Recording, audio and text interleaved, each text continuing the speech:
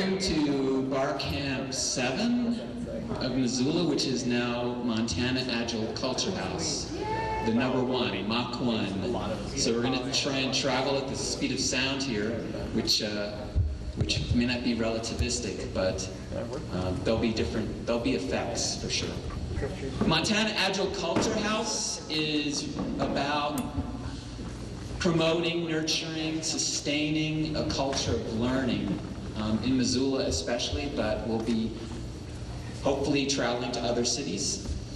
And we've got some wonderful lightning keynote speakers. 4 of them are local and 4 of them for out of state. And we're going to start with the youngest member of our lightning keynotes, Jackson Smith.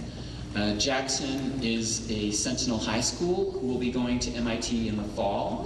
One of our proud children here, young man, and he's won some awards for his high school with some experiments that he's helped promote, and he's also going to be he has been starting a game company. So we'll welcome Jackson Smith.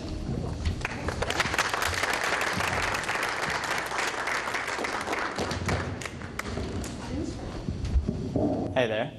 So my name's Jackson, as Harold introduced me, and I'm a senior over at Sentinel High School. Now, last year, I competed at a competition called Imagine Tomorrow. Now, Imagine Tomorrow is a competition over at Washington State University. It's essentially an alternative energy-based science fair, where you go and compete in all sorts of categories. We entered into the behavior category. And we went into the Imagine Tomorrow competition trying to answer a pretty simple question. Could abstract behavior in a video game, could that result in real-world behavior change? That is, if you recycle in a video game, are you going to recycle on your way to work? So with this question, we created a video game called Space Blasters. And Space Blasters is essentially a 1980s Galaga-esque space shooter where aliens are invading off the top of the screen. You're this astronaut fighting off and fending and defending the Earth from this onslaught of aliens. But we created 2 versions of the video game. The first version we created was a control version.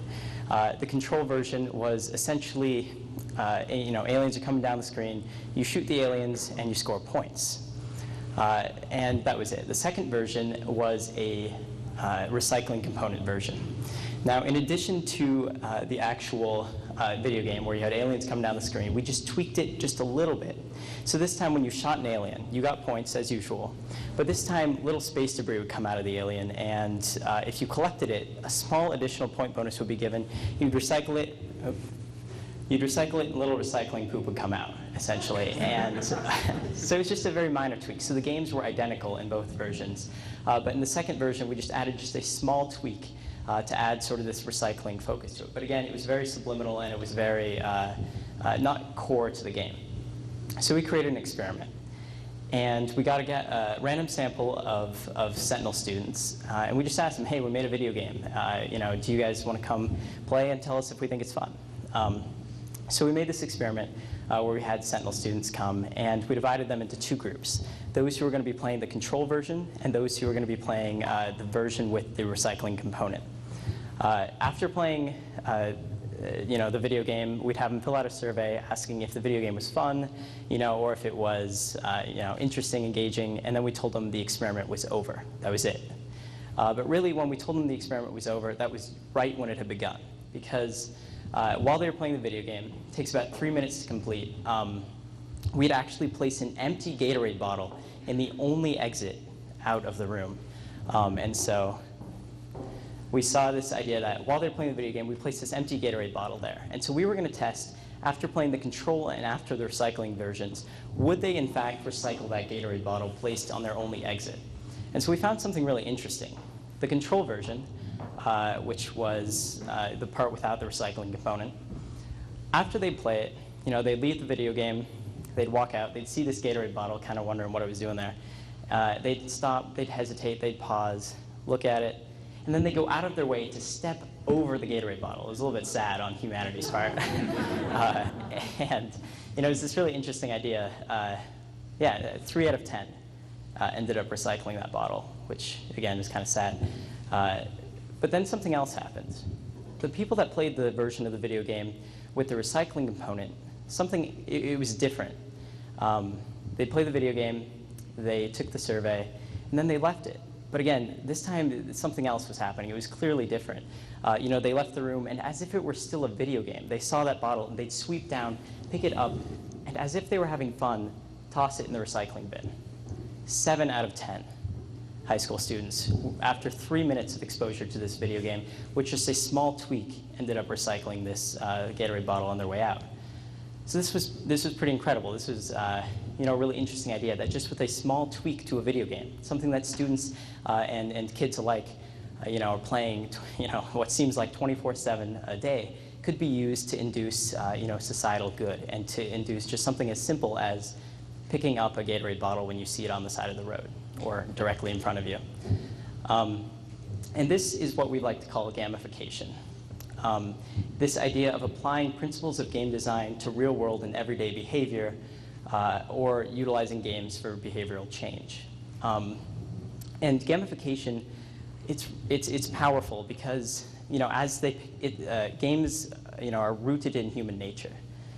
Since the dawn of man, we've been playing games, not just video games, or we haven't been playing video games since the dawn of man, but since the dawn of man, we've been playing games. And something unique about them is that they're inherently a learning experience. This idea that when you pick up a controller, when these students picked up a controller to play Space Blasters, they shed all of their previous knowledge. They entered into this world where they didn't know the rewards, they didn't know the penalties, they didn't know how to play until they started playing, which makes sense. But they picked it up and they learned.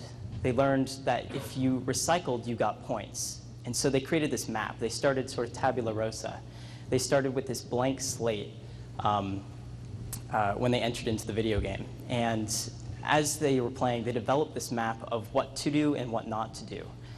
And so when they played the recycling component version, their mind developed this impression that recycling resulted in points and resulted in something that was beneficial. But even as they left that video game, their mind still had that impression that recycling was a good thing. So as they walked out of the room, that map was still dictating to them to recycle and to continue to do what the game told them. So that's, again, a really incredible idea that these 3 minutes of exposure in a video game could have such a powerful effect. So taking these principles of gamification, we can apply this to a variety of larger problems. Just recently, a team of myself and other high school students, we've actually worked on applying these principles to texting and driving. We want to make a game out of preventing texting and driving, which sounds kind of crazy, right? It shouldn't be fun to prevent something like texting and driving. But the basic premise is if you're texting and driving, this would be an iOS and Android device application. If you're texting and driving, you lose points. But if you aren't, I'll just put it down.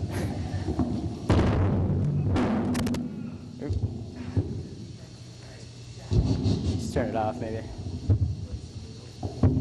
Hello?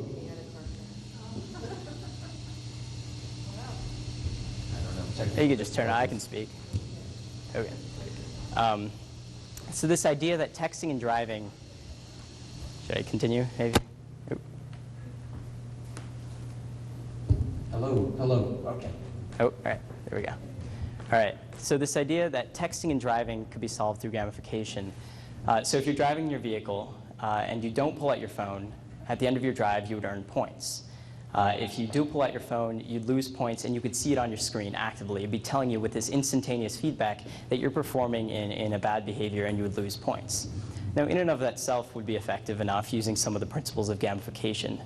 But if we work with insurance providers to actually tie the amount of points you have with your insurance premium, say a good student discount. If you have good grades, you're jumping through all the hoops, you can qualify for a 25% reduction in your insurance premium. So the same principle would apply is if you're not texting and driving, you're less likely to get into accidents, and you could qualify for an insurance premium reduction. So this is a really cool idea, that we can create a game using points to reduce a bad behavior and to reduce something that is leading to over 3,000 deaths a year for teenagers and adults alike.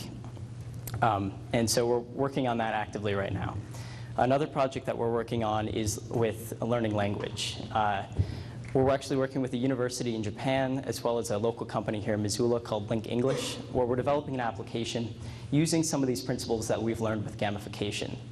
This idea that in Japan, they have a really hard time, Japanese students, when they're learning English, to learn audio English skills. It would be as if you took Spanish and you could read Spanish, you could write Spanish, but you have a really hard time keeping a conversation with someone who actually speaks Spanish. So the same problem applies in Japan. And they have these tests that they have to take that essentially dictates the rest of their life, where they take a test, and a large portion of that is based in English. So we're working to help boost Japanese test scores through a video game. So we're developing a video game called Kiku Dojo that actually, in a video game form, teaches audio English responses. So while they're playing the video game, they have to answer English questions that are spoken to them in English. So it's a really cool idea that we're exploring, where it's fun to learn language and you don't have to sit down at a textbook. So if we look across industries, we can see this being applied beyond just my texting and driving examples and space blasters. If you look at Foursquare, it's a company that makes money off of, but also drives engagement in companies through this idea of a point system, this idea that you can check into places, making it almost as if it were a game. We can see it with Zynga in their Farmville applications. That's what makes it so addictive. And this idea, those are games itself, but this idea that they can drive their customers to continue to play their games. And Nike with their MyFitnessPal, where they actually have point systems to actually encourage fitness and to encourage jogging. So you can actually earn points as you continue to run each day and to stay active and healthy. And what we're seeing is this is more effective than telling someone, go run every day or get exercise 60 minutes a day. It's really effective when you make a game out of it, because again, it's back to that human nature, that humans are inherently tied to games since the dawn of man. This idea that experiences are organic in a video game, and that they can drive that engagement and can drive motivational techniques that otherwise couldn't be achieved. And so it's important to remember that we are all humans. And as we enter society every day, we tend to increase towards this level of abstraction, where we're looking at all this jargon and terms and memos and sheets and paper. But it's really important to remember, again, this human nature and this human aspects of something that can be driven with a game, whether it's a video game or not. But what's really cool about the digital era right now is how we're able to harness technology to implement gamification and game systems across all levels. So what we have to remember is that games are becoming the new normal, and they're used powerfully to drive motivation in the workplace, drive societal good and change, and to drive behavior change. Thank you.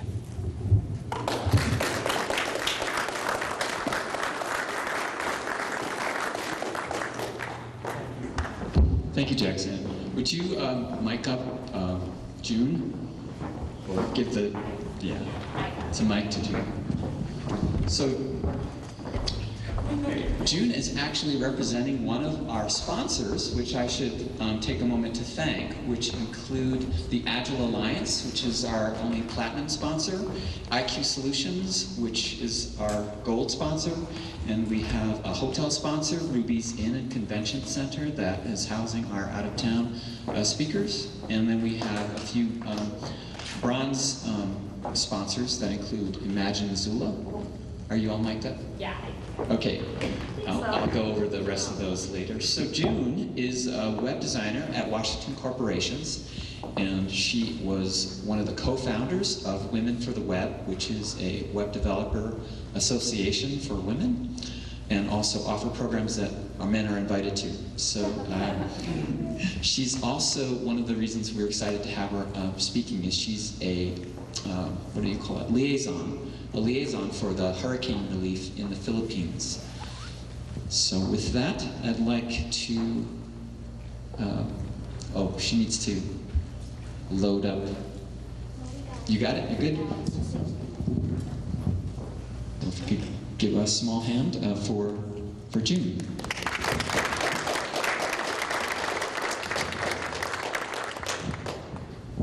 Sorry, guys. Give me another minute here.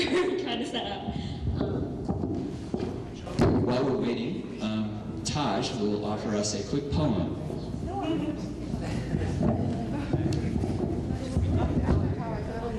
In a world where it's hard to tell what's up and what's down, it seems the only thing consistent is that the earth spins round, and that the sun comes up just to go back down, while the laws of gravity bind our feet to the ground, to walk through life, the good and the bad, the happy, the sad, the wrong and the right, fights, struggle, the plights, a pledge to the edge of the ledge, warrior heights, ritual rites, seen through the warrior's sight, antiquitous bows, swords, battle axes, and shields. Mythical warriorship transcends from the battlefield to modern day man, the present moment at time, to combat the human condition inflicting mankind, where the casualties lay to put it all on the line to live or die in the day. The path is tough. Yes, the path is chosen this way. Live life as a warrior or life as a slave, slave, slave, slave, slave. Well, it's that five-finger funk that goes thump in your trunk, deepening those down in the cave that crave the speed long, the adventure of a lifetime as we climb. Blinded by darkness, the sun lit the sign in my mind. The way the raven's wings grip the air flight transposed, I suppose it's like flowing from my soul. As the moon grabs a hold the gravitational pull, since my state of consciousness, bliss, begging for more. Metamorphosis, transformation, germination, spinning on a garden planet. Earthbound, here we sit, here we stand. So give it up for yourselves. Hey.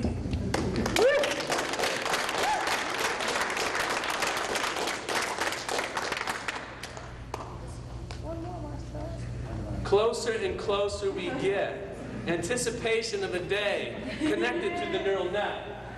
Give it up for June.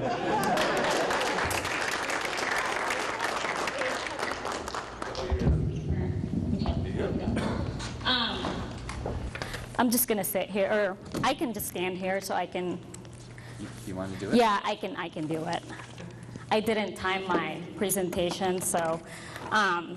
So hey guys, so I just found out yesterday that I'm speaking here today, so I'm totally not prepared at all. You know, I was at work today, and like the last hour, I'm like, yeah, I need to work on my presentation, you know, so I'm over here like putting my slides together, you know, typing up some notes, and I'm like, yeah, I'm totally gonna go over 5 minutes, and I'm highly caffeinated, so if I start shaking up here, just seriously kick me out. It's not a big deal.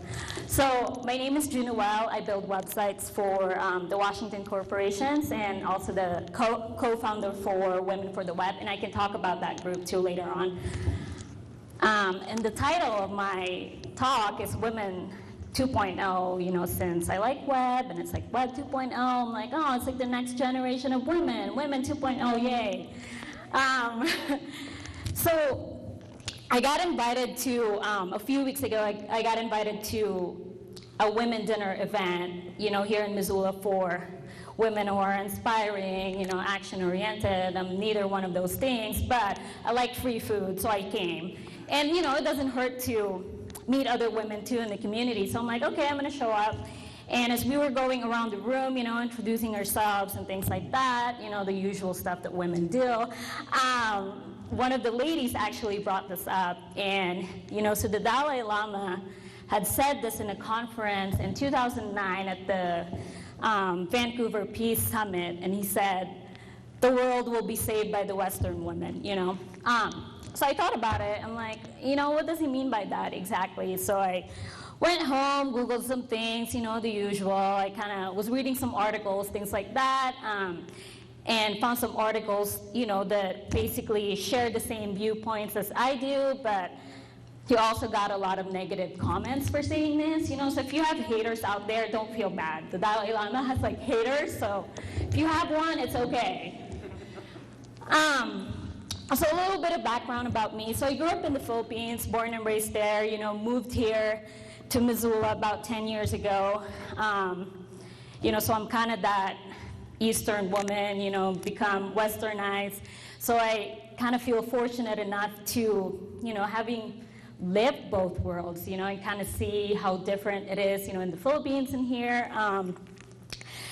Most of you probably remember the typhoon that hit the Philippines back in November of last year, over 5,000 deaths, it was just really a sad, sad thing, and I felt like, even though I have, my family back home, they were safe, I felt like I had to do something, I had to just kind of help them out, help the victims, basically led to the Big Sky, Big Heart relief, and actually a lot of you here helped me with this relief. Thanks again, guys. So it was kind of, this crazy story that I remember setting up the Facebook page on a Sunday night, and I'm like, oh yeah, I'm gonna do this, I'm just gonna kind of get donations from people in Missoula, from my friends, and the next thing I know, this next day, very next day, I was setting up locations, drop-off locations all over Missoula, and I was on the news, the very next day. I'm like, yeah, this is crazy, and it basically became like a 2-week campaign, getting relief items from not only Missoula, but I was getting phone calls from all over Montana. It's become like a statewide thing. I had people driving from, Great Falls and places like that, dropping off donations. So it was a little bit intense. So basically what happened was I partnered up with a smaller nonprofit in Seattle called Child United, so we had a trucking company who donated a truck to ship the boxes that we collected here to Seattle, and then from Seattle they put the boxes on a cargo, and then shipped them to the Philippines. I think we collected about 300 boxes like total, which was, really good. So after that, Child United was super happy that I helped them, and, they're like, hey, come down to the Philippines with us and do this, relief mission for 2 weeks. So I'm like, heck yes, it's free. I'm like, free plane ticket, you get to go. So I was there, I'm like, we were helping a lot of people. We distributed the boxes that we collected from here. We bought roofing supplies, for those people who still don't have roofs, for their houses. We gave food, we did all of that. And it felt great, it felt great that I was doing something good, but it wasn't really the feeling that I was expecting, I was like, yeah, I'm gonna come back feeling like this. Like, yeah, superhero, right? I'm like, I did something super awesome, right? But no, instead it's like, I came back and I actually felt really, not really negative, it's not the word, but it just felt like, gosh, there's so much to do. It's like, I felt like we gave them 2 days worth of food, and what's gonna happen next? Another typhoon's gonna come, they're gonna rebuild their houses, or their houses are gonna get destroyed, they're gonna rebuild their houses, the reliefs are, gonna come and things like that. So I feel like it was more like a cycle, that they won't get out of. So I was thinking about it, and I felt like really the real problem in not just the Philippines, but countries like that, is just like way overpopulated. And maybe this is just me, but I feel like the more people you have, the more resources you use, right? I feel like the less natural resources you have, from people using them, the more natural disasters you're gonna have, It's just like, it definitely affects the environment, right? So I was thinking about it and like, what are we gonna do? I mean, that's really like the root of the problem right there, For me, those are the things that, keep me up awake at night. And it got me thinking, like, we can't really expect, less developed countries and, like, women to stand up for themselves, to think about family planning, birth control, things like that, when even us here, developed countries are a little bit lagging behind too. So I felt like, well, you can't really blame them, So what are we gonna do, What are we gonna do about these issues, really? In the Philippines, I know this because I grew up there, women in poverty, they really only care about their basic needs, They don't have time to think about other things, They focus on their shelter, their food, things like that, clothing, They worry about raising 5 children, versus Western women, we think about personal growth, we think about getting our master's degrees, we think about, advancing in our careers, things like that, getting a promotion, pursuing, your hobbies and things like that. That's actually me, by the way, on a bike, and then I fell over after, 2 minutes that picture was taken, so. And so I'm thinking about those things, and, we're pretty lucky to have those, and which kind of leads me to the next part of this, talk, which is Women for the Web. And, I feel like as women here, being as fortunate as we are compared to those other women, we kind of have a role to, role here to, in our community. I feel like if we help each other out, and kind of mentor each other and things like that, we can maybe help those, in a way we can help those women in other countries, it kind of, this like ripple effect that spreads, But a lot of us women, we kind of, sometimes we can be a little hard on ourselves. We can be, a little bit jealous, things like that. And I know this because when I started Women for the Web back, years ago, with my co-founder Morgan, she basically, we started Women for the Web. She asked me, she's like, hey, do you want to start this group, in the community for women to get them interested in the web, technology field, since we're a little bit lagging behind, it's very male-dominated, field. So I'm like, okay, yeah, that sounds awesome, So we started having workshops at her house, and basically, a year later I quit, and I told her, I can't do this anymore, and I wish I can just like blame it on me being young at that time, but it was more like, I felt like I had that threat, I felt like, what if I help this woman, like, what if I teach this woman this, what if they take over my job, what if they become better than me, things like that, and kind of, just like, you feel a little bit insecure, so I kind of just stopped doing it altogether. And last year, I reconnected with Morgan, and I told her, hey, I made a mistake, things like that, usual things that you hug, usual things that women do. We reconnected, and I told her, let's get Women for the Web going again, because I think it's a really good thing. It's a really good group, for the community. So since then, since last year, we've organized maybe 7 or 8 events for Women for the Web. We've done WordPress 101, we've done a Behance 101, we've done basically about everything from creative workshops to, a tour of the 3D place here in town. So just cool things like that. And I feel like in the past few months too, we're not only organizing events for people, we actually have a lot of women coming to us and, asking for advice and help. Hey, how do I get into web? How do I become a graphic designer, things like that. How do I start my portfolio, And we've been helping a lot of those women actually. And, it feels great that, we're doing something like that for the community.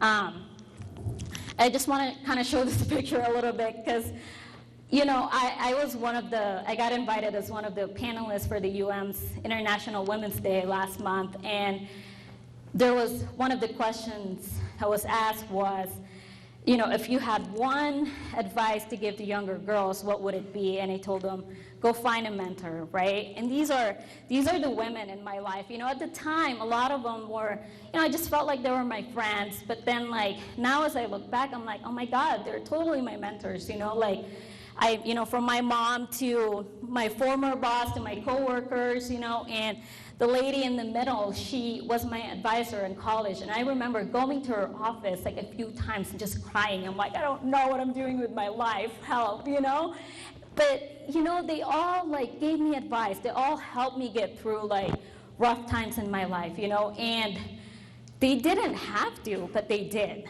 they weren't doing it to get paid. They weren't doing it to get recognition or anything like that. It's just they were doing it because they wanted to help.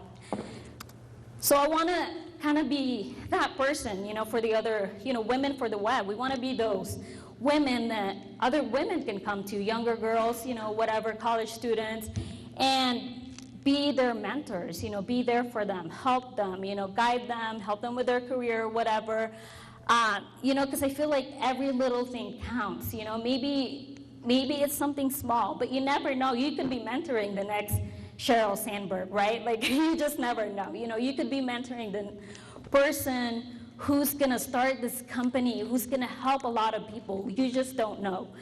I'm ending it with this picture. It's the ripple effect, right? Like, you just never know, like, the consequences of what you do, And going back to the Dalai Lama's, the world will be saved by the Western women. I feel like we kind of have a role, to fill, because we have more choices here. We can do a lot more. Yeah, I mean, it's, we're still fighting some issues and rights and things like that, but we have it so much better than other women in other countries.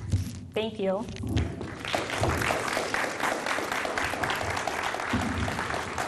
Thank you, June. Our next speaker is Alex. So Alex, I only met Alex today, but many of my people in my circle have reflected the impact this man has been having on the community. He's a teacher at Salish Kootenai College up in the Flathead. He's also part of the Missoula Writers Collaborative. He founded the first lacrosse team, I think, in the state. Is that right? No, for the Flathead Indian. Just the Flathead Indian Reservation, 10 sticks lacrosse, and he's also interested in entrepreneurship. So with that, oh, I'm sorry, I also want to apologize for Nina Alviar. She has dealing with 6 children, and also for Karen McNenny, who also has some family issues, wasn't able to make it tonight. And thank you, June, for stepping in for at least Karen. Thank you. Thank you, Harold. I didn't want to trip you there. So, I'm a poet by training, so I'd like to start, actually, this talk. I'm going to begin with a poem, and I'm going to end with a poem. And in the middle, what I want from all of you is to start thinking about metaphor. Now, some of you might be thinking, oh gosh, metaphor, what was that? That was like high school, 4th grade? Trying to remember what that was, similes, like or as, comparisons like that. And that is actually going to be an important part of my talk, and I hope if I do a good job tonight with all of you, you'll leave here thinking about metaphor and adopting what I've kind of coined a metaphorical mindset. So let's just kind of start with a poem. I work for the Missoula Writing Collaborative for the last 10 years now. I go into schools, and for 1 hour a week, I teach poetry and creative writing to kids, lots of different kids, elementary school, middle school, high school, on the Flathead Indian Reservation, in youth homes, at-risk youth, all sorts of populations. And so I spend a lot of time with language, with words, with metaphor, and what it does to a person. As a poet myself, I don't even publish anymore. I don't really care about my own work becoming a book and maybe me scoring some other higher faculty position or something like that. What has been my focus isn't my own poetry writing, but instead, what does the act of thinking poetically, thinking metaphorically, what does that do for a kid? What does that do for people? And that's been a huge focus. And that has spilled over into my ideas for entrepreneurship. That's spilled over into the way that I teach when I'm not being a poet teacher and I'm being a regular English teacher. And so I want to share that with you, and hopefully tonight you'll be able to go a little bit more into the conference and think a little more metaphorically and have a metaphorical mindset. And I'll explain that in a bit if you don't know what that means. Okay? So this is a poem written by a 10-year-old in 20 minutes. Okay? He really loves his fish. Okay? And so listen, enjoy the words, enjoy his little sense of humor, that's fine. But here's what I want you to focus on, and I might even quiz you, okay? Through this poem, he's going to transform his little fish that he loves so much into a bunch of different things. I want you to pay attention to that. Ready? Okay. Ode to my fish. Oh, fish, you are like a pure gold nugget worth $1 million. You are a gem that glitters in the sun. I feel like I found you at the bottom of a glory hole. You are an active little critter swimming into my dreams. You are like the miniature sun in my room. Okay. So, real fast, what did he turn the fish into? Gold. Gold? What else? Just go ahead and call it out. Center of the universe. Center of the universe? Jewels, right? There was a gem and a miniature sun. Okay? Oh, right, and dreams. The fish was swimming through his dreams too, right? Now, I know you could say, yeah, that's imagination, that's nice, right? But think about the creative and imaginative ability here. Think about the ability to think otherwise and do counterintuitive comparisons, okay? That's a really important skill. That, in my mind, is called a metaphorical mindset. So, what is metaphor? Metaphor ultimately is taking two unrelated things. So you have item A over here, item B over here, right? So we have a fish. We have a gem. Metaphor pulls them together, okay? Unrelated, right? You don't normally think of fish and gem together. Metaphor pulls them together, so we get a third reality, a third entity, which is this kind of blend of the two, a link that wasn't there before, okay? And so, there. In a nutshell, that's metaphorical thinking. And here's the really interesting thing about the way kids deal with this. They really go for it. They're 10. They don't care. They'll take a giraffe, and they'll take their couch, and they'll pull them together in a metaphor. They'll take their shoe, and they'll take a curtain, and somehow they become a ghost. Okay? The kids really go for it, and they try new combinations all the time. They don't care. They're not worried about it sounding stupid. Okay? And the thing that's really most interesting is the kids that try to be realist. The ones that sit there and they say, okay, well, a gopher is kind of more like a dog. And so they make that blend. And you know what's interesting? It's not interesting. There's nothing lively about it, right? It's not much of a reach. But when that gopher is now connected to, I don't know, a truck, right? The more unrelated, the more creative, the more vibrant all of a sudden the energy when they bring that together. And what happens there is just this kind of inexplicable, magical, mysterious mix of a thing. Okay? So there you have it, metaphorical thinking. What does that mean for you? You're probably sitting there. Well, okay, that's nice, that's poetry, that's kids. Okay? The metaphorical mindset for me is it goes beyond just poetry. Okay?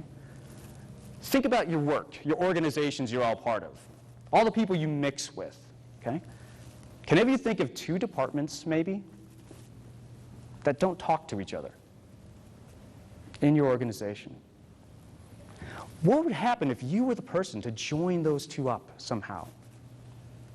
Create the link, mash them together. Maybe, just maybe, again, metaphor, right? A, B, crash them, we get C. right? Think about what could possibly happen, okay? Or think about within your own careers, any kind of solutions or problems you're trying to come up against over and over again, okay? If you're always using the same set of assumptions, it's really hard to find that solution, isn't it? So, why not? You're not solving that problem anyways. Try something weird. Try a strange and far-reaching metaphorical way of thinking. So, for you, maybe it's a good idea then to say, I'm over here. Who's way over here? In the way that they think, in the way that they behave, in their background, their training, their entire field of knowledge, right? What would happen then if we pulled that together, we crashed into each other, like have our ideas kind of meet into each other and see if we kick off other ways of seeing, other ways of thinking, new potentials, new opportunities, new resources, right? That, to me, is the real guts of innovation. No one's original. You're just really good at making interesting combinations that no one else has seen yet. That's the artist, in my mind. Who can make the metaphorical connections? Who can make the combinations that no one else had even thought to come up with? So, there. Apply that to yourself. Apply that to your career. Apply that today with each other and tomorrow. Reach out to that weird dude. I don't know this guy, but let's see what happens. Why not? Right? Maybe there's a topic or discussion that comes up tomorrow that, you know nothing about. Okay? It totally seems irrelevant to you, or you've always kind of shied away from it. Why not? Go there. Maybe something really interesting could happen. And that's the other part of the metaphorical mindset, about what these kids do. They play what if. And they play what if over and over and over again. Right? And they don't care. In their minds, like, they're playing around on the page, they're coming up with weird ideas, and they're excited to get up in front of the class in 20 minutes and read this thing and see who's going to clap. That's all they care about. And even nobody claps, they don't care. It's like, I love my poem, I don't mind, right? They just kind of go for it. So think metaphorically in that way, okay? Think about your business, think about that next art project for you. For those of you that are artists, if you're a nonprofit, think about those resources, other people doing things that are like you and then also entirely unlike you, okay? And then just get in there and mash up. Mix it up with them, okay? Because you never know, there might be some really interesting combinations that are so unique. It takes those two pieces to clash together, and that's where the real magic happens, okay? So I'm going to end, like I said, like I promised, on one last poem. And this one, I asked her, she said I could use her name. This is Naya. And in this case, I've chose this one because I assume most of you in your businesses and your careers, you've kind of come across a point in time where, man, resources are tight, competition is fierce, outcomes totally unknown. You're like, man, that's me every day, right? All you startup people, right? So just the premise of this poem is that we pretended that we were all warriors, separated from our troops, totally isolated, and have massive, massive amounts of losses. How are we going to get by? So as you listen how Naya here uses metaphor to grab at resources, to make solutions. Even if it's just imaginary, I know, but still, it's a nice mindset to have. Okay. When I had no happiness, I made the stars as my smile. When I had no laughter, I used the wind as my giggle. When I had no rest, I used the moon as my bed. When I had no friends, the animals became my companions. When I had no fun, I used the rain as my laughter. When I had no art, I used the grass as my paintbrush. When I had no light, I used the sun as my light bulb. When I had no pen, I used the night sky as my ink. When I had no home, I used the trees as my shelter. When I had no love, I used the sky as my passion. When I had no hope, I used the clouds as my dreams. Thank you.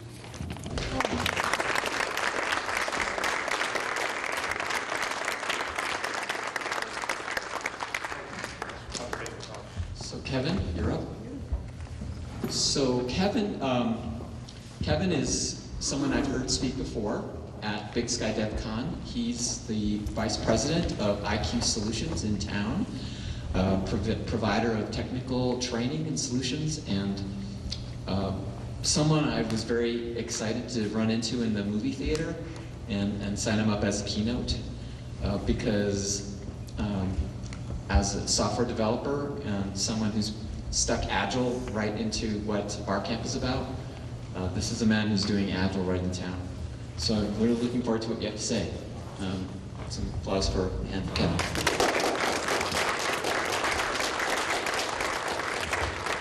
Good evening, everyone.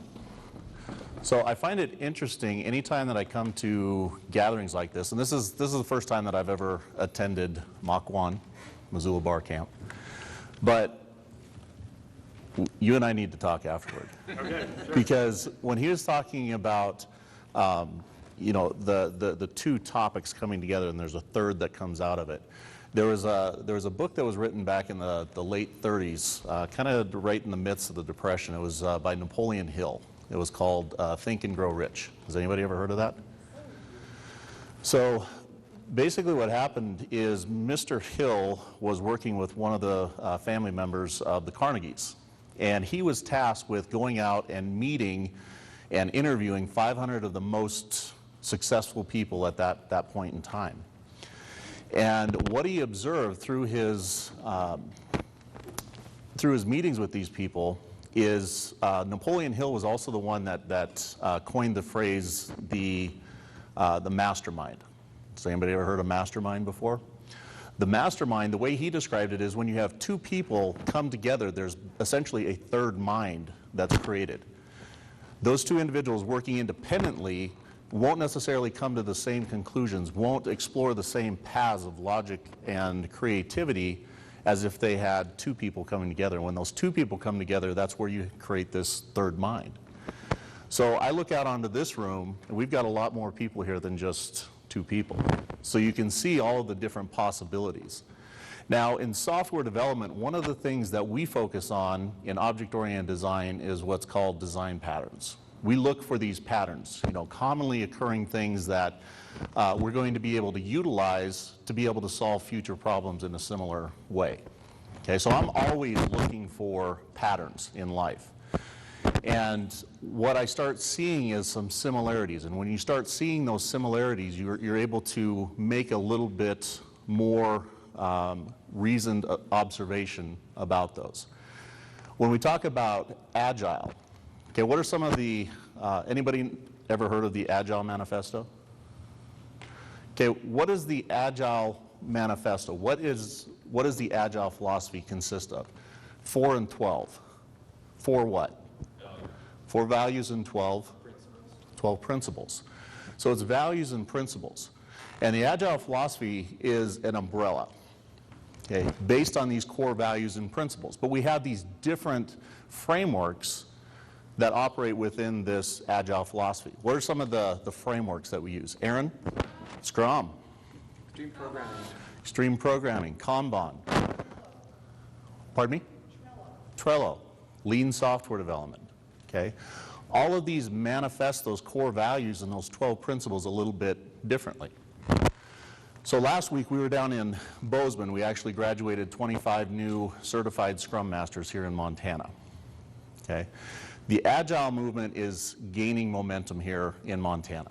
Okay, when I was exposed to Agile, it was back in the early 2000s. I used to work for a large corporation, 140,000 employees. We had this little development shop down in Bozeman. There were 60 Java developers down there. Okay? And at that point, we started to hear about this Agile philosophy, 2000, 2001. Agile Manifesto came out in 2001. How did the Agile Manifesto come about? Skiing. Skiing? What'd you say here? What's that? Salt Lake City. Salt Lake City, right? You had 19 individuals get together and they're like, you know what? This is unacceptable, the rate of failure that we're having in software development projects. 60, 70% of projects weren't seeing the light of production because they were failing. Now, one of the things that I've observed over the course of the last 24 years since I've been in this technology field is a lot of things in Agile, do you think it's technical or non-technical? Non-technical. Agile is really more of an exercise in psychology because anytime you deal with these little creatures called human beings, right, you have to have some creativity in how you go about operating because you have different strengths and weaknesses on your teams. You think about teams that you work on, whether it's in business, whether it's in college, whether it's in civic organizations, whether it's in political, everybody has a little bit different opinion, right? And from a leader's perspective, from a facilitator's perspective, in order to get the most out of that group, you need to be able to put all of these puzzle pieces together, right? So after I had left that one company, 140,000 employees, you get that big, you become a cog in the wheel. You're a number.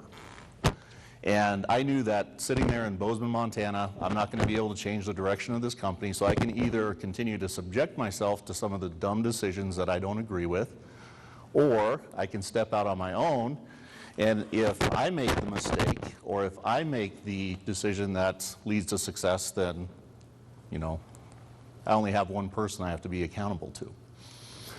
But I had a group of 60 software engineers. I managed an engineering group down in Bozeman. And that was probably one of the most fulfilling times, not only professionally, but also personally.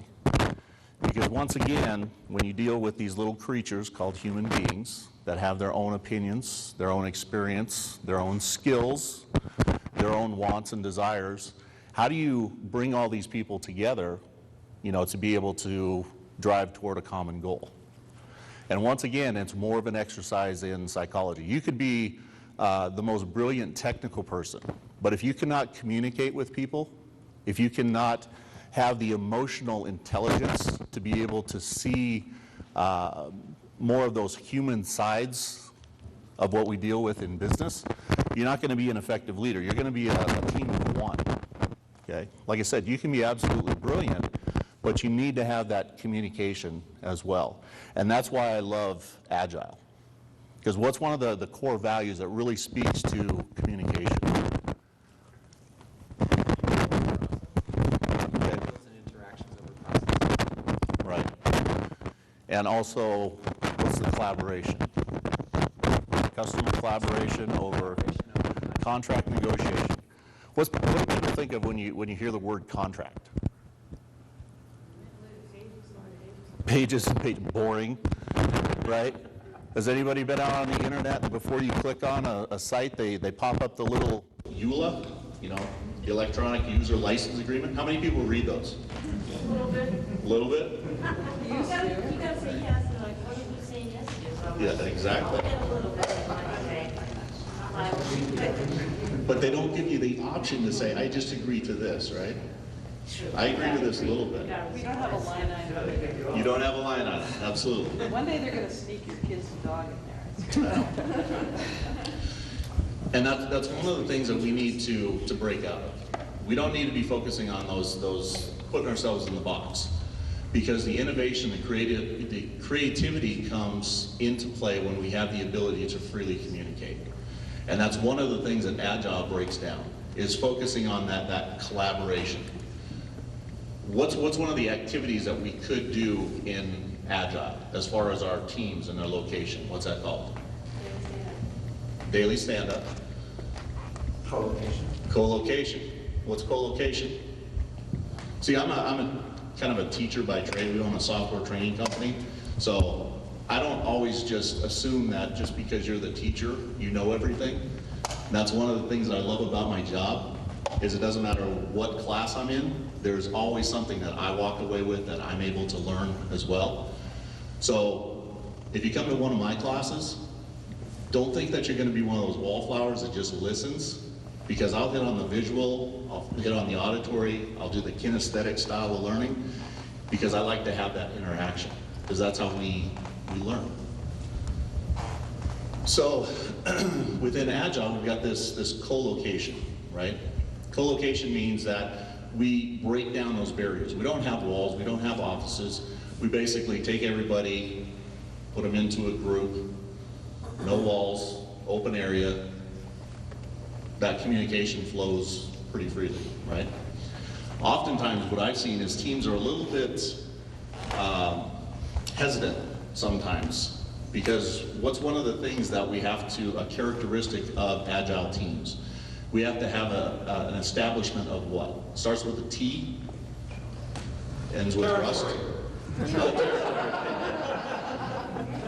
Is trust, right? There's no place to hide on an Agile team. That's what I always tell people. There's no place to hide, because there is a high level of transparency. Every day we get up for 15 minutes and we say, you know, what we did yesterday, what we're going to do today, and what are our blockers.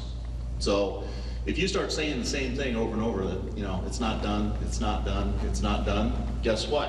What I talked about earlier, what do I look for? Starts with a P, ends with patterns. We start seeing a pattern, right?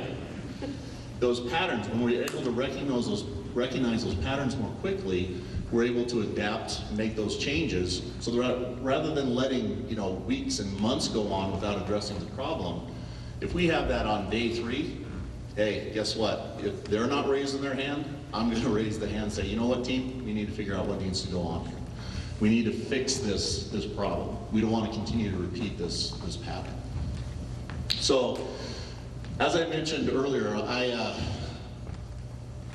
this is my first attendance at Missoula Bar Camp, now Mach 1, and I really didn't, you know what to expect. I came into this kind of blind. Harold had talked to me. Actually, we have been playing email tag literally for like 3 or 4 months, maybe even longer, and then we end up running into each other at the theater. He's sitting there waiting for a movie. We just come in. He's like, "Hey," I'm like, "Harold, awesome. Let's chat about Mach 1 here." But I'm really excited about where this is going to lead, because once again, going back to that concept of the third mind, you know, we've got a lot of creativity here. How many people are on what I would consider the technical side of things? How many people are programmers, IT? Okay, great. How many people are more on the creative side, the artistic, the songwriters, the poets? Okay, we got about 50-50. How many feel that you're right in the middle? You've got both that logical brain, but you also have that creative. Or the corpus callosum? Yeah. So once again, what I look out on here is a lot of different puzzle pieces. And I know that through tomorrow, from what I've heard on how this is going to kind of manifest itself, we've got a lot of mini puzzles that we're going to be creating. So I appreciate the opportunity to be here. As Harold had mentioned, you know, we are definitely invested in our Missoula community. It took us about 10 years to get back here. We moved up from Bozeman. My wife is from Missoula. I grew up in the Flathead, so this was kind of a homecoming for us, and we're excited to be here again. And I'm very excited to be able to work with all of you tomorrow. So thank you very much.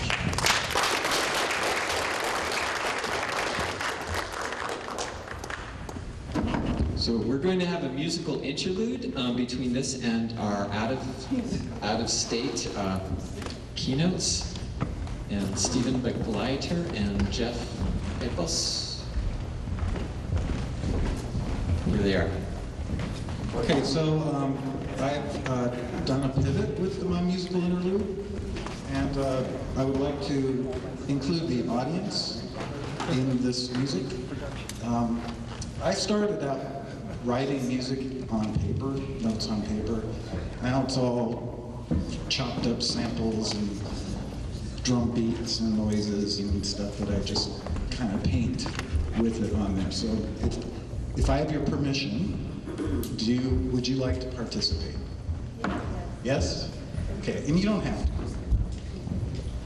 I'm a filmmaker, and there's the whole idea of haiku and montage from Eisenstein theory. So you take A plus B doesn't equal C, it equals cow.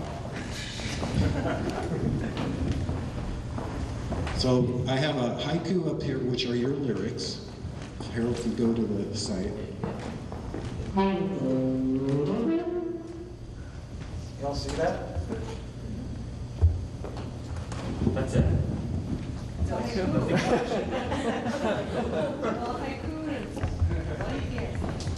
So we're going to see what happens. I don't know exactly what's going to happen. So those are your lyrics, and I'll direct, kind of like Frank Zappa used to direct his band.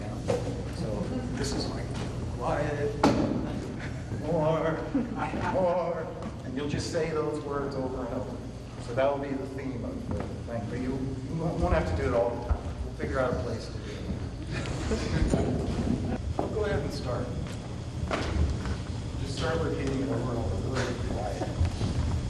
Rain, seeking, thoughtful, sun, will build things,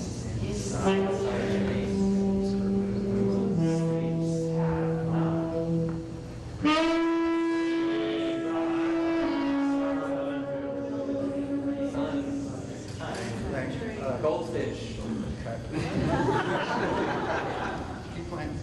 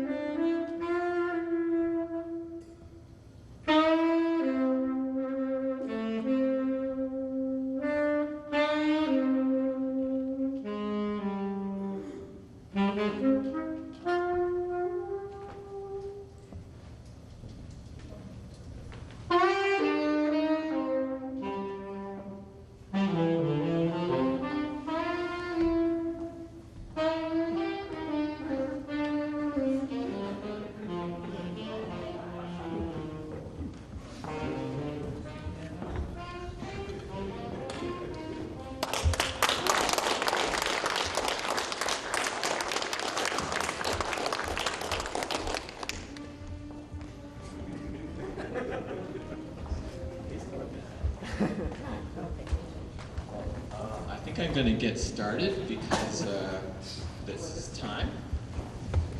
We're right on schedule. Sort of. Are they coming back?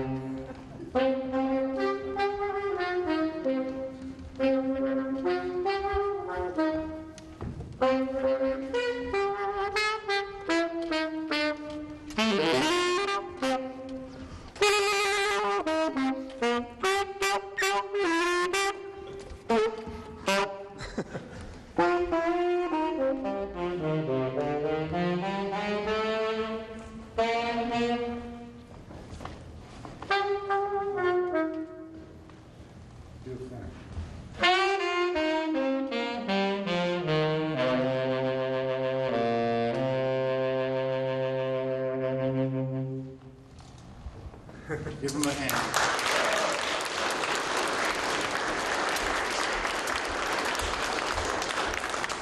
So that was an exercise in another pivot. My computer crashed. And that's the sound of a computer crash. Yeah.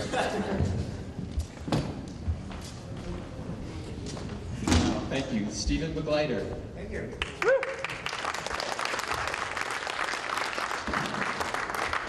So I invite you now to travel in your mind to the faraway land of Denver as we invite our next lightning keynote, Erin Bayerwaltis. Do I pronounce that correctly? You did, that was amazing. This is Deutsch, yeah? Okay. So I had the pleasure of seeing Erin speak at Big Sky DevCon to a quite large audience in a room, maybe about the size of this. And really, the audience was just enwrapped and lots of questions and answers. This woman knows her stuff. I've seen her at the Agile big annual conference several times. She was a lead coach at the Coaches Corner in Tennessee, Nashville. And she's also spoken to Washington corporations and gave a really wonderful talk about culture, Agile culture. And I thought, wow, we have to have her at Montana Agile Culture House. So, Erin Bayerwaltis. Oh yes, where's the mic? Who has the secret mic? Oh, it's good? Do you have any slides? No. You don't bring technical stuff, you don't have to worry about technical difficulties, right? Yay! So, first of all, I kind of want to do a shout out to the people that went first, the first four, because, you know, I get all excited. One of my favorite things to do, as Harold knows, is to share ideas. I love sharing ideas, right? It's like being the thought leader. But I'm sitting up here and going, yeah, but it's the four people that went first that are actually like the activators, right? They're in your community doing this work. So I can come in here and I can share all my ideas, but frankly, and not to like badmouth the rest of the guys, those are the heroes of this evening. So I just want to. So again, when I was asked to speak here, I've actually been doing a little bit of a conference tour, and but it's been in the Agile communities and very technically focused. And just last Friday, I had someone come up to me and they're like, you're a tool collector. And I love hearing you talk because you bring your tools forward. And when I was here speaking to the Washington Corporation, same thing. I was like, here are these tools and they can help us get a tangible hold on culture. You know, on this thing that really is kind of intangible. And I was like, but gosh, in 15 minutes sharing a tool can be tough. But we can do that tomorrow, right? So I was like, gosh, you know, where is this culture thing coming from? And if I really I put all these tools aside, my my technical part of my brain. I was one of those people that raised my hand. I live on both sides of my brain. And said, where did this really start for me? And how do I really think about culture? And so I stopped and I was like, well, it kind of starts with me, kind of one person. And I have a set of beliefs, right, and values, and even principles we talked about with Agile. You know, I have my own personal ones. And if someone joins me and I have this partnership, something happens, right? Kevin already mentioned that you put two people together, it creates, you know, a mastermind or a partnership, a marriage, a relationship, you know, a co-ownership or something. But actually what we've created there is we've started a culture. A culture to me is actually a system beyond one person. It's when you start adding groups of people together. Now the cool thing is there's actually interesting ways to think about this, right? When I put two people together, how many people start referring to, you know, in a relationship, it's well, that relationship, our marriage, our partnership. It's actually this thing we start thinking of as being kind of tangible, right? Kind of interesting.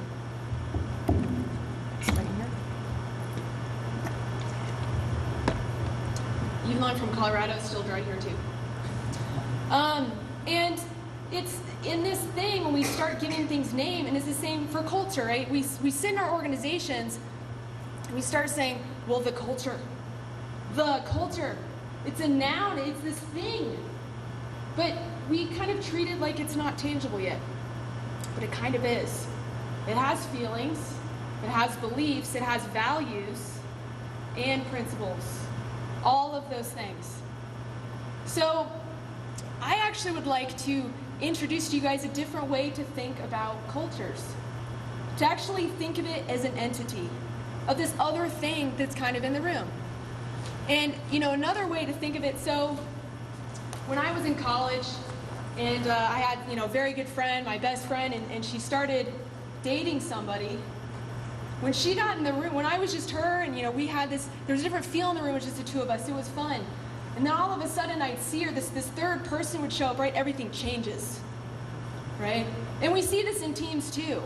How often you have this one person walks in the room and all of a sudden the culture, right? The feeling, the beliefs, whatever in that room has changed. You can feel it. It actually is a weather system. It's one of my favorite ways to think about it. Like, how does it feel in this room right now? If you were to describe it as a weather system, your culture, your relationship, your co-sponsorship, whatever it is, what would its weather pattern be? What are some of the other characteristics?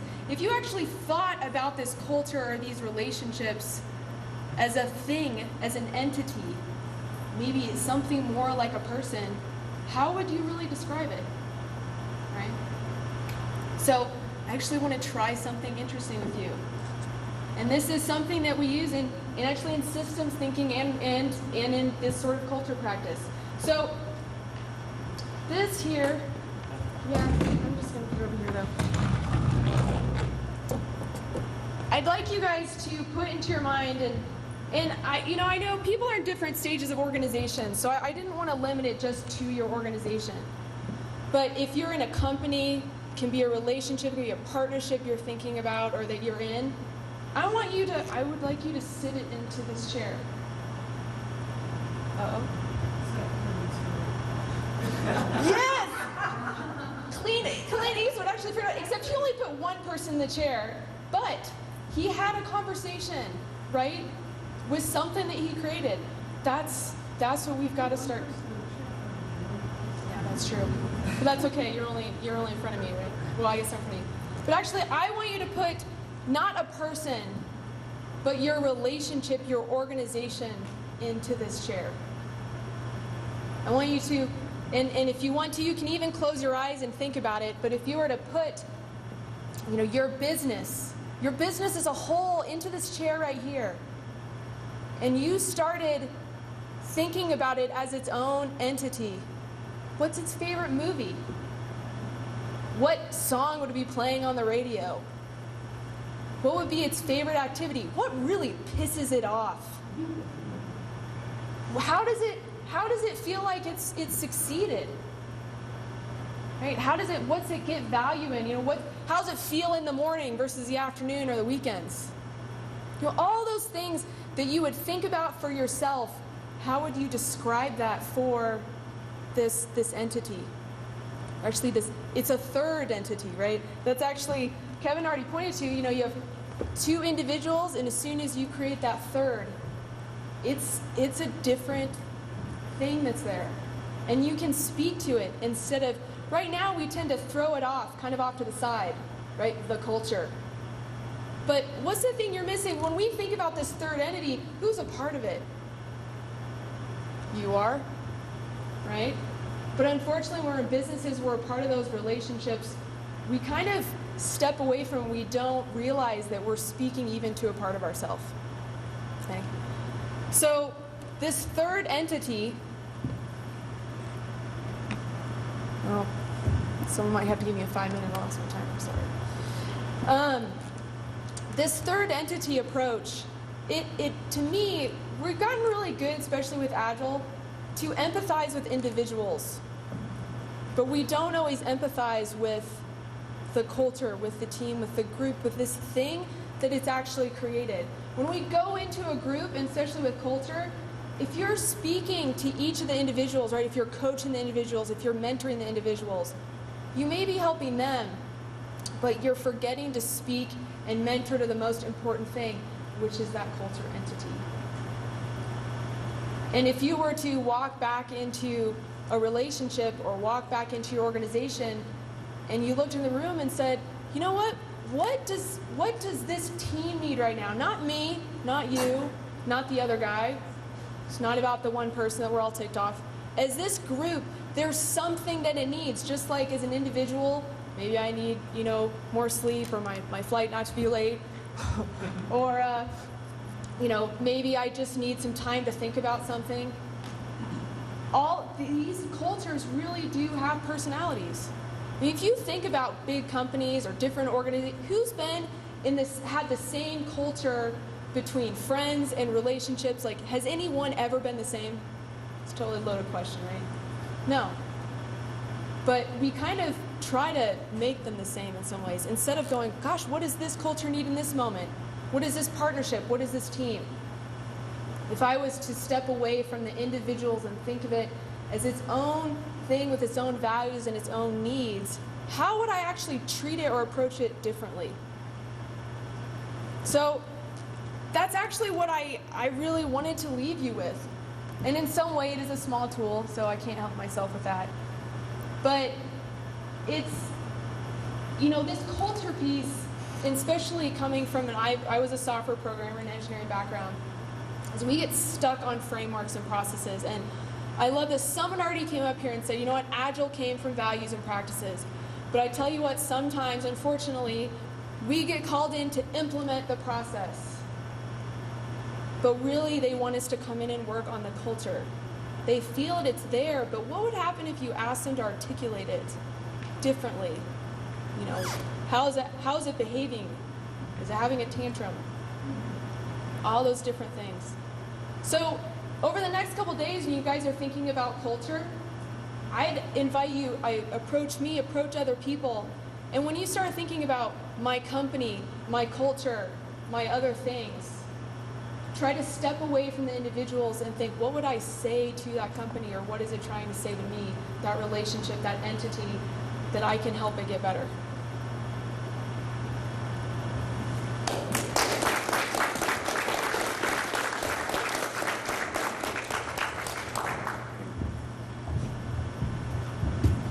Thank you, Aaron. Awesome. So now we're going to go a little bit to the deep south of California, San Diego. Woody Zuil is someone I met at an Agile open space conference in Northern California. Taught me how to teach good programming skills just in a small circle called Randori. And you just need to plug that guy in there? I think so. We'll see how it works. So Woody is an Agile coach and developer.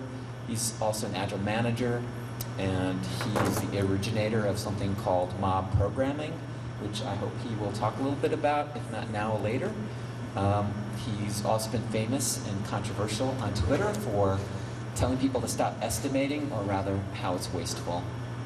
And with that, are you ready, Woody? Sure. Woody! All right.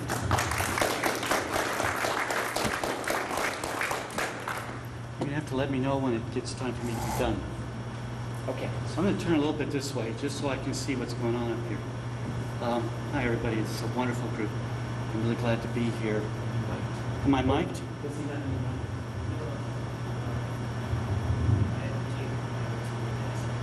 So I need to be nearer the desk? It'd be nice if you're on the other side. I'm on the other side. Is that better? Yeah. I'm always on the other side, it seems. So, I want to say the wonderful drawings in here were done by my wife. She's an illustrator, and she draws a lot of stuff. She's a children's book illustrator and author, and whenever I see her do something good, I beg with her to let me use it, and she usually does. So these things all came from her. So I have to give her props for that. I like to imagine how wonderful things can be.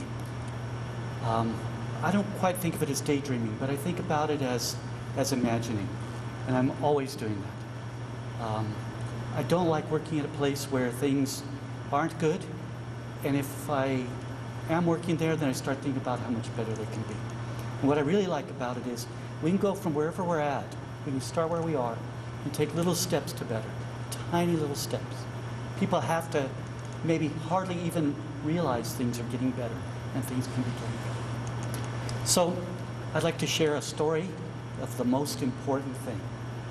And what I found, how many people are here tonight? About 50? There will be 50 different most important things. So I can never communicate whatever it is I think I'm trying to communicate, because when I talk to people later, they'll tell me what was the most important thing.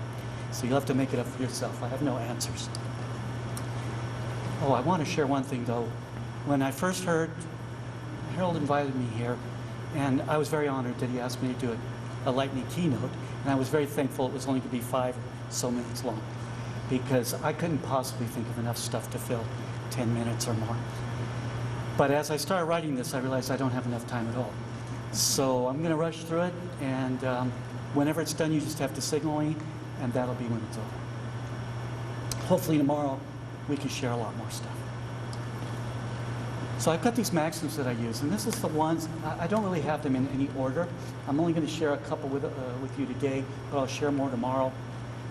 But I like this one an awful lot. I've been using it for years. It's in the doing of the work that we discover the work that we must do. In other words, no matter how much planning that I do, plans have to change. They have to change almost right away. We start figuring out what the plan is. And I read John Kay just 2 or 3 days ago. I read something from John Kay. He said it even better than me. I don't remember it exactly, but it's sort of like,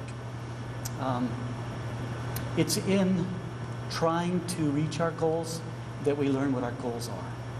So that's kind of something that's important to me. And what this means is that doing exposes reality. We can dream and think all we want, but until we start doing, we don't really learn what the reality is. And I use these 2 short versions of it, do and discover. And the second one I got from Napoleon Bonaparte, which is engage and see. When he would go into battle, what was his plan? Send some guys out there, those poor guys, they're all going to die. Send some guys out there, and when I see what the enemy starts doing to them, I can figure out what I need to do next. So that's engage and see. Another one of my maxims, you see we're skipping a few, is, I love this drawing, by the way. Question everything. Once I started doing that, I started learning a lot of stuff about myself. It's kind of a weird thing. But my biggest problems, the biggest challenges are hidden in the things I trust the most. It's those things that I depend on the most, which are hiding the things I need to work on about myself, things I need to be working on in general. Are we done? Are we out of time? No, I want to write that down. Well, yeah, I got these things, don't worry. I'm always wrong. That's what I learned about myself. I'm always wrong. Whatever I think is right, I'm wrong. So I stopped trusting in myself. I figure there's maybe other ways to go about doing these things.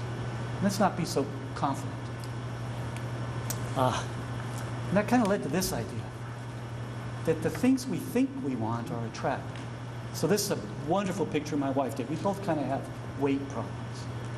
Okay, nobody looks at cake like that and says, I wonder how much weight I could gain by eating that. Wouldn't that be cool? So I'm going to eat that. Maybe I could gain a pound. Nobody says that. Gaining a pound is a side effect of the thing we want. So when we go and get the things we want, there's often side effects we need to deal with. That's kind of critical in the path, the story I'm telling.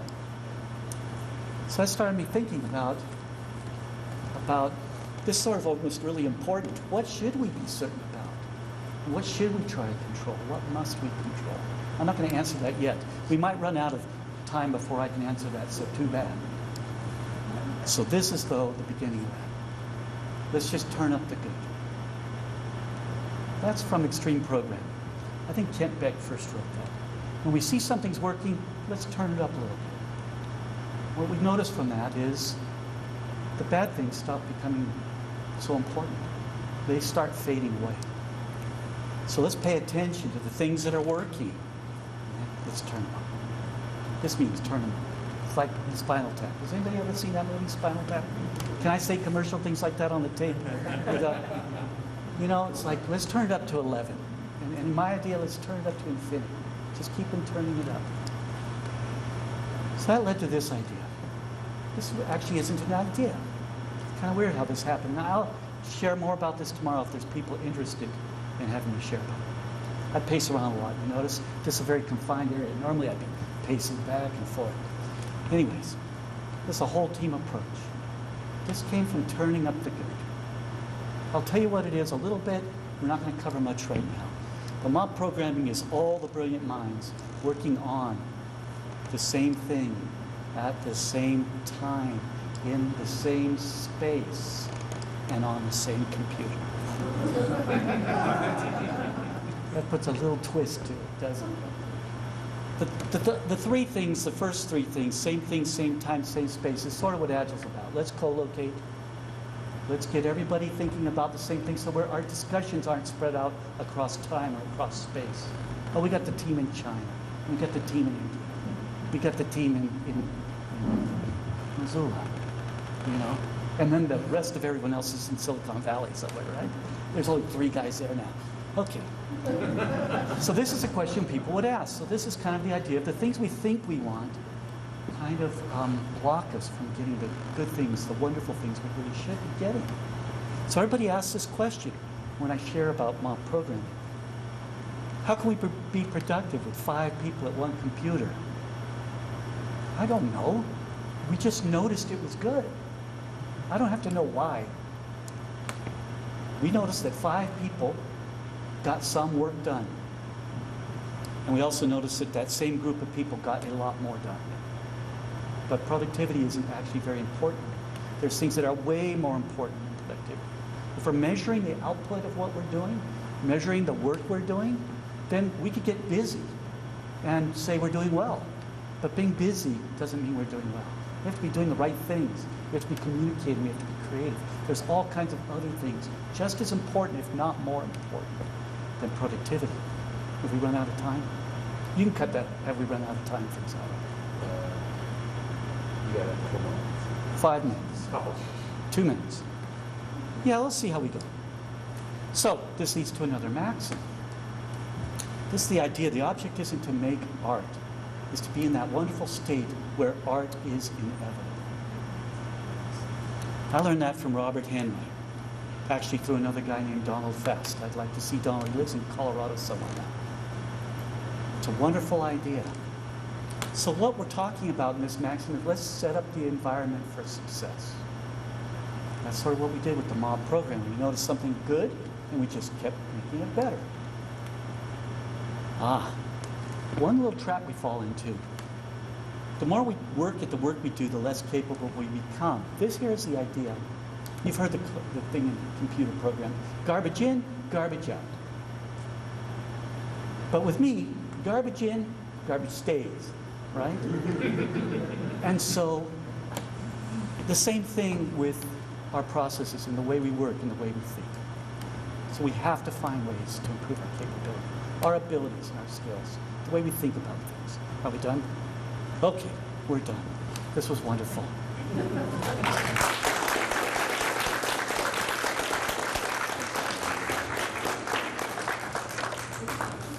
so now we're going to go just straight west to the damp land of Seattle area, actually Bellingham.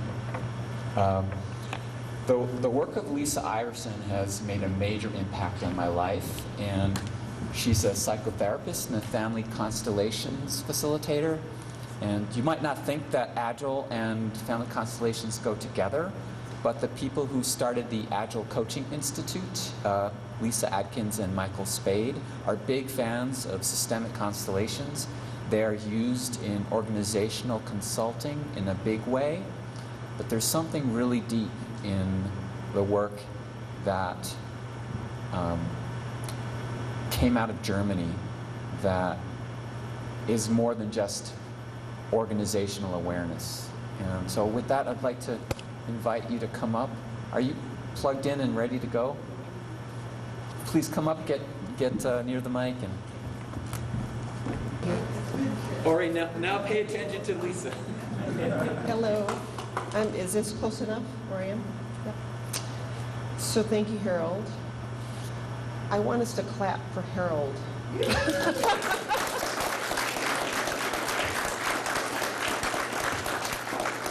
We wouldn't be here together in this room without Harold. And so I was so excited to come here. I'm so grateful to be here. I don't really know why.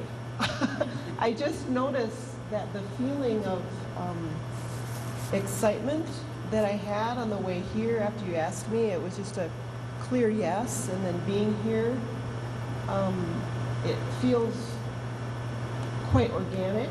It feels like it's the wisdom of our DNA is operating in a good way, being here in this room together. There's a collective wisdom that's operating. So my way of accessing this collective wisdom really began to make sense to me after I'd been a psychotherapist for 7 or 8 years. And I loved my work as a therapist. Being with somebody in a one-on-one relationship, it's a sacred thing. Listening to people's stories, being a part of their lives in any small or medium-sized, big way, really a blessing. But I had this feeling in me, always, clients coming into my office, my feeling in my body when clients would come in was that they were missing tribe.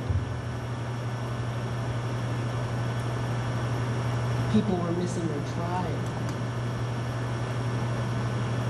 So that was a feeling in my body. Couldn't make sense of it in my mind. I would say to myself, therapy's not a tribe. Psychotherapy's not a tribe. I'm not a tribe. This office is not a tribe. So I would go through this silent, little prayerful disclaimer in my own soul before beginning relationship with somebody as a therapist. And I am grateful for all these relationships that I've had in that more traditional context. And then 7, 8 years into my practice, a colleague of mine introduced me to the constellation work. And then it made sense in my soul, in my DNA, this noticing about tribe, because the constellation approach takes place primarily in groups.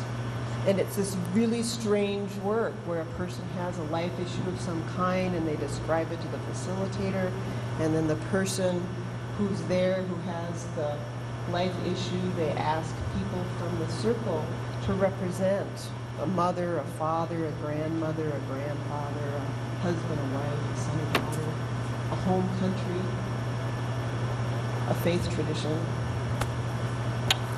And there's this phenomena that happens in the experience. It's reliable like the sun and the moon, this energetic phenomena. It's quite mysterious.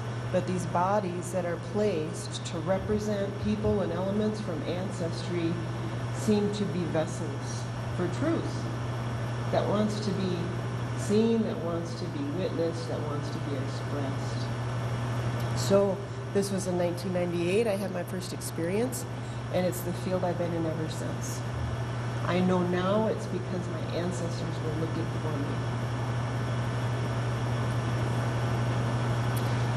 So most of my time now, it's spent in group, it's spent in circles with people who have an experience that they don't know that leads them to the circle where their ancestors are looking for them.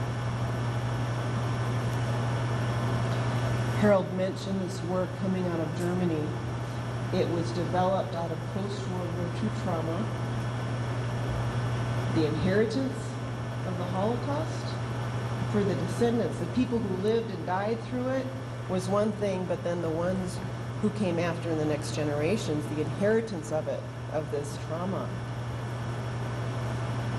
Well, Hellinger, the person who developed this approach, it's helped Germany take a collective step toward healing. So for me, as an American, I have this experience with this work, and it helps enormously with finding one's place as a son or as a daughter with one's parents, as a sister, as a brother, as a husband and wife. But the collective experience in the States, what I began to see was how much the U.S., our country, was founded on disconnection from family. I'll say it again. Our country was founded on disconnection from family. Through immigration, through slavery, through attempted genocide of our First Nations ancestors. It's all about disruption, disconnection from family. So I wrote a book. It wasn't really my idea to write the book. It was just in me, and it was flowing through me, and I couldn't stop the flow. So I eventually said yes to it, and I wrote it down, and it's called Ancestral Blueprints, Revealing Invisible Truths in America's Soul. And it's just a little bit of acknowledging of these truths we've all inherited. We've all inherited them. So no matter what our ancestry is, no matter where they came from, no matter what happened, no matter what didn't happen, we're the ones here now alive. So we've inherited these histories. And for me, the blessing is seeing what tremendous resource is in our ancestries. And they're in us. They're in our soul, they're in our DNA, housed in our bodies. So you get a sense, a flavor of my work, my world, my life. Organizations, what does it have to do with them? We all go to work, wherever that is. We bring our families with us, whether we like it or not. You know, and so does everybody else. So the American story is weighted heavily on separation from family. It's weighted heavily on independence. It's weighted heavily on rejection. I wrote this book partly because I began to see the language we have about family is largely negative in American culture. So my profession I come out of as a psychotherapist, dysfunctional, toxic, addictive, codependent. We have a lot of negative language about family. It's not good for us. So I'd like to suggest all of our families are just right. No matter what happened, no matter what didn't happen, they're just right. What effect would it have on our health, on our cells? Would our cancer rates go down? Would we have less diabetes? if I think to myself, my family's just right. Because belonging happens in family. It's our first group where we belong. And when that doesn't happen, we go to our workplaces, what happens again? This belonging thing happens again, or it doesn't happen. So in any organization, there's this process. It doesn't even happen to be in an organization. It can be at the grocery store. It could be in our neighborhood community meetings. This process of, would you be my mother? Would you be my father? Would you be my sister? The recruitment of family that happens steadily. I take that as a good sign. That little cell phone going off. The process of, in the soul, in the mind, in the body, being recruited by others and wanting to recruit others to be somebody from our families that we don't know is happening makes it difficult sometimes to live out Agile principles and values in all of our other good intentions. So my feeling is we're all in process of remembering. We're all in our human family in process of remembering who and where we come from, that we all belong. It's a package deal. And this, it's a good fit, the Agile principles around self-organizing. This is being reorganized in us, too, when we come together for any purpose.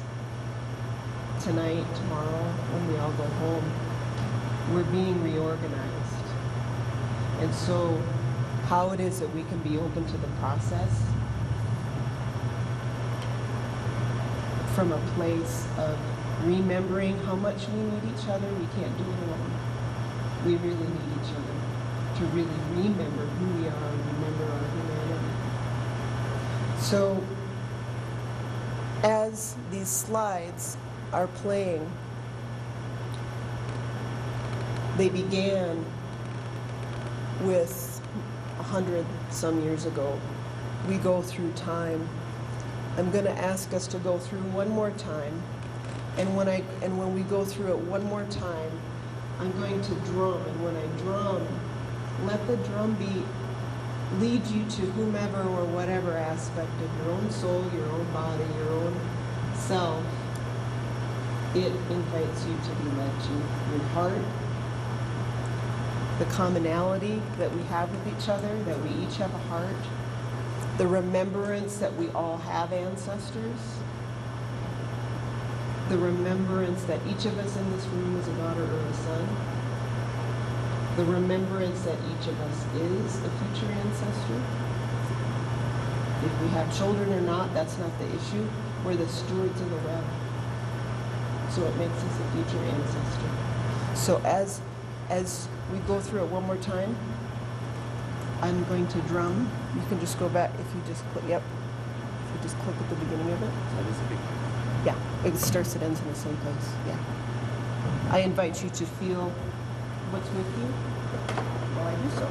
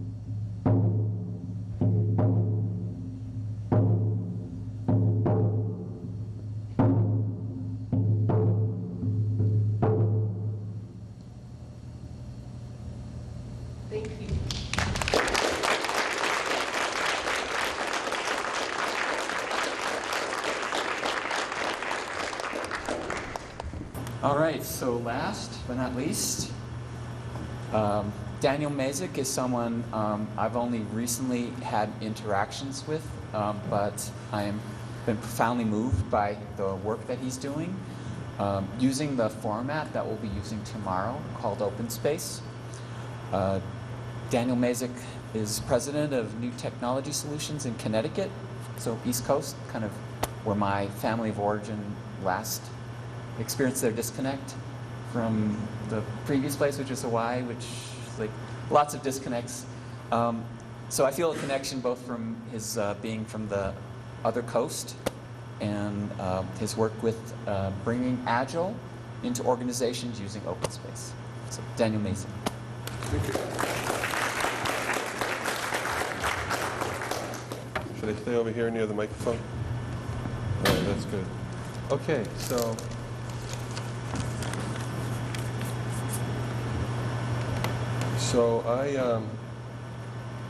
I invite you to engage. I invite you to engage. What does it mean to engage? Okay, so something to think about. We know that engagement brings all the goodness that we want for the communities that we have membership in, right? Where we live, where we work, our families. When we're engaged, we're fully present. And when we're engaged, we are committing our full attention. When we're engaged, we are in, right? So all the good things that have come from work with others begins with engagement, right? Creativity, innovation, tremendous productivity, tremendous passion comes from engagement. These other non-engaged feelings generate disenchantment, even resentment, right? When we disengage and we realize we're disengaged and we realize why, sometimes we wind up waking up to what we resent. So we can be fully engaged or we can be fully disengaged or be somewhere else along the spectrum. And we will oscillate as conditions change in our lives. So if engagement's the secret sauce, how do we get more of that? That's what I want to talk with you about now. So to feel good, you need to have a sense of control. You have to know where the levers are in your life, and that, you know, when you become a cause, there's an effect, right? Without that, you could feel depressed, you could feel very bummed out. If you don't have a sense of control and progress, if you think back to times in your life when you've been maybe a little bummed out, it usually associates with very low levels of control, feelings of low levels of perceived control, and very low levels of perceived progress. And also very low levels of perceived belonging in the communities that we have membership in. Sometimes that feeling of not belonging leads you to disengage, right? So if engagement is about these feelings of having a sense of control, having a sense of progress, and having a sense of belonging, how can we get some of that? And I think the best way that I know to make that all happen is to get agreement with other people. In your family, in your community, right here, right now, we're all agreeing to something. And in some sense, we're all in. And this has given us a sense of belonging as we're here this evening. So the real question is, how do we get agreements, right? So if you think about agreement and culture, as Aaron talked about, the reality is that we don't have culture without agreement. If there's no agreement, there's no culture. So agreements can be implied and they can be expressed. The sum total of what's implied and what's expressed is what we agree to. And Lisa talked about recruitment or being drafted into a role. This is a kind of agreement that we make that's implied. So that's an example of what I'm talking about here. Now, what's very, very interesting is the tremendous power of the invitation. So if you think about invitation is an opportunity to make a decision to agree with someone else.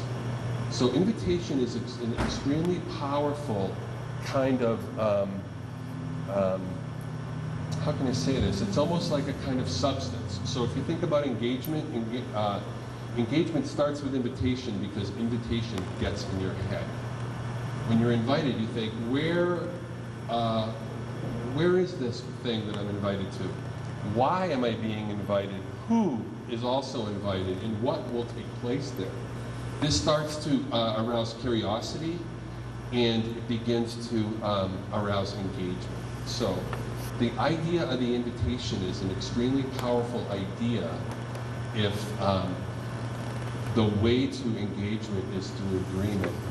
The way to agreement is through invitation.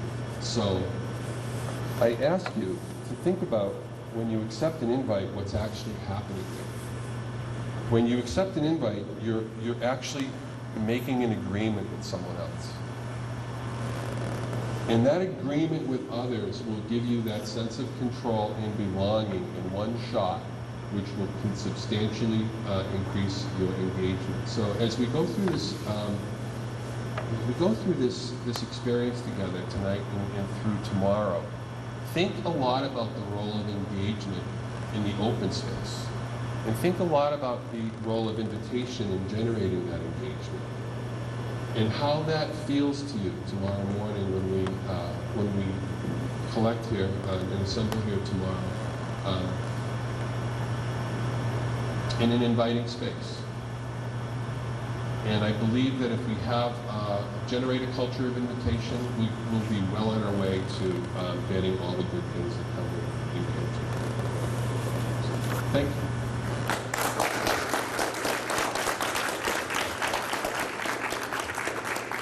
Thank you, Daniel. So we're going to need some help maybe to do a few things tonight if you have some time, or we'll just see you tomorrow at 8:30 is registration, and 9 o'clock sharp is when we'll do the opening circle. So thank you.